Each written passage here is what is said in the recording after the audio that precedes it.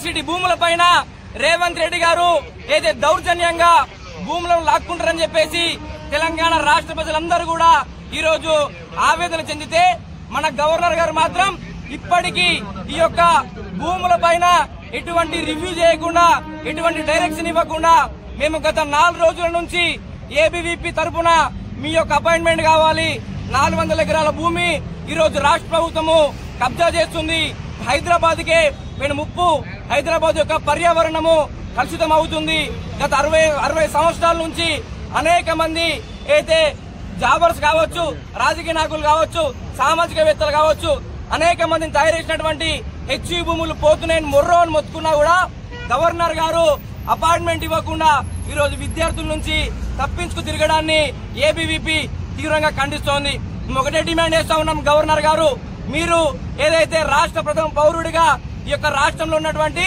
University యొక్క భూములను కాపాడేటువంటి బాధ్యత మీ పైన ఉంది. దయచేసి ఇప్పటికైనా ఈ యొక్క భూములపైన ఒక ముందడుగేసి మీకున్నటువంటి పవర్స్ ని యూజ్ చేసి ఆ యొక్క భూమిని కాపాడి ముందు తరాలకు అందించాలని చెప్పేసి మేము కోరుతున్నాం. అదేవిధంగా ఇప్పటి నుంచి 24 గంటల్లో ఇప్పటి నుంచి మళ్లీ చెప్తున్నాం 24 గంటల్లో గవర్నర్ గారు దీనిపైన యాక్షన్ తీసుకొని ఈ యొక్క రాష్ట్ర ప్రభుత్వానికి డైరెక్ట్ చేస్తూ భూములను కాపాడాలని చెప్పేసి మేము తెలియజేస్తా ఉన్నాం.